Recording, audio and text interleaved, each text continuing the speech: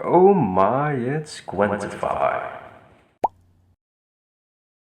The American Civil War, one of the most gruesome conflicts that ever happened in the United States. In a nutshell, this is basically a battle between two opposing groups, which is the Union and the Confederates. Rough estimations suggest that this war claimed the lives of 620,000 people, which is approximately 2% of America's population. On top of that, you have about 800,000 wounded or missing. We're not here to discuss about the conflict itself, but the atrocious conditions they face, from medical malpractice to doctors with chronic alcoholism and women disguised as men. During the war, alcohol wasn't just limited to recreational drinking. It was actually also used for anesthetic and antiseptic purposes, especially during amputations. There's also the added benefit that it calms the nerves, but that's a very slippery slope because it often leads to addiction. That's why it's not uncommon to have doctors who operate under the influence. A Confederate matron by the name of Phoebe Yates Pember wrote in one of her books about her experience with a patient. This poor guy had their leg ran over by a train, so they gave him some alcohol until he passed out. Now, obviously, the surgeon's gonna have their own swig of that good old JD. She described that after the operation, which resulted in an amputation, she noticed that the other leg was actually still swollen and inflamed. Eventually, the guy woke up and to his shock, the surgeon actually removed the healthy leg. Eventually, the injured limb got infected and the patient died. Another one of her stories say that a group of medics and civilians were given the task of driving a medical wagon to rescue the wounded in battle. But unfortunately or understandably, they got high on their own supply, which led to them ignoring their wounded soldiers and leaving them for dead. During those times, medical schools in the United States were not up to par with their European counterparts. They study at an average of 4 years as opposed to just 2 years in the US. Allegedly, they were so behind that Harvard Medical School didn't even have basic medical tools like a stethoscope or a microscope until the end of the war. Most of the surgeons during the Civil War never even performed a single surgery. They haven't even seen a single gun-inflicted wound, and to make it worse, both the Union and the Confederate were severely lacking in manpower. The Union only had about 100 certified doctors, while the Confederates don't even have 30. As with war, casualties would continue to pile up by the thousands every day. So to supplement that, both sides would just take anyone with working fingers.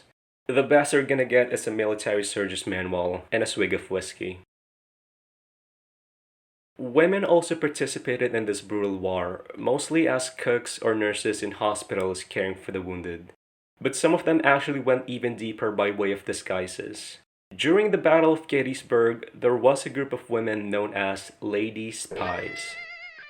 They did covert operations like intelligence gathering for the Union Army. They pretended to be Confederate supporters and used their charms to extract valuable information from the enemy, which were passed down to Union commanders. Some of them even went above and beyond by disguising themselves as men. It's estimated that thousands of women did this so they can perform their patriotic duties for the country.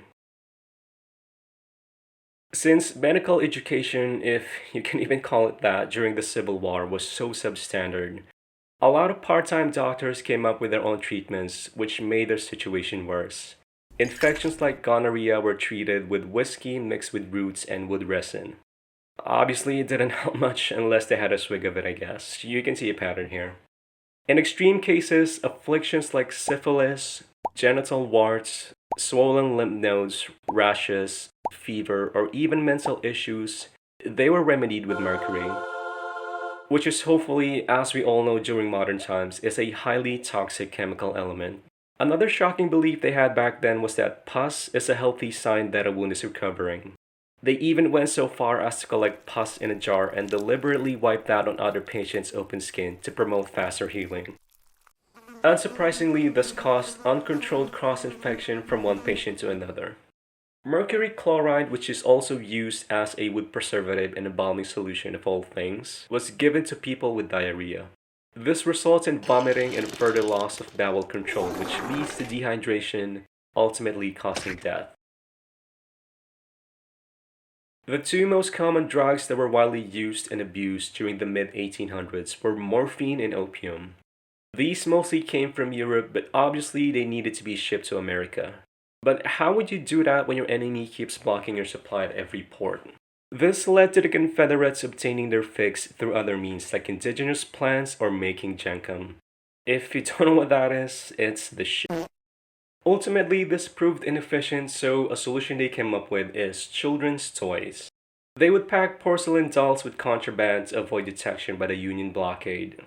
Apparently, soldiers wouldn't inspect the toys because who would use that as a method of smuggling, right?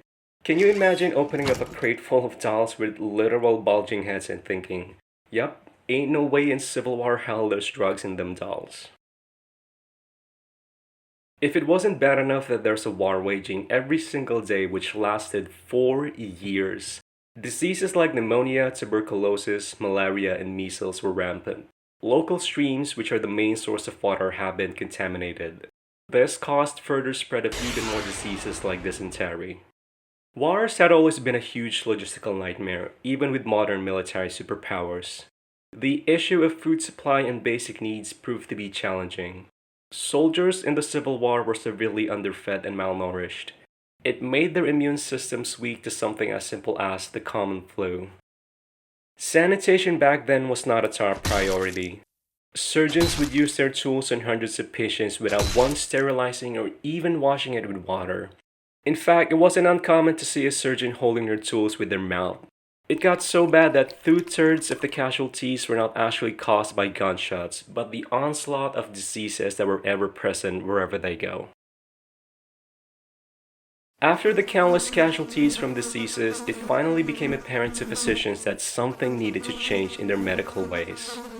They realized that sanitation was actually crucial in preventing the spread of afflictions. They noticed that if you wash a bandage with warm soapy water before reusing it, it greatly curbs the infection rate and cross-contamination from one patient to another. The Civil War also gave birth to modern ambulatory evacuation, not often seen or as effective prior to the war. The wounded were now transported with more speed and efficiency to nearby triages, where they received first aid which led to higher survival before reaching hospitals for further treatment. This concept would gradually evolve into the standard that we all enjoy in the modern times. And there we go. I know it's a bit rough, but this is the first time I made a YouTube video with this kind of format. It's a learning process, but I do hope you guys enjoyed it, and I would really appreciate it if you would like and subscribe to my channel. I still work a regular 9 to 6 job, so hopefully I would be able to post at least once a week. Thank you again, and I'll see you on the next video.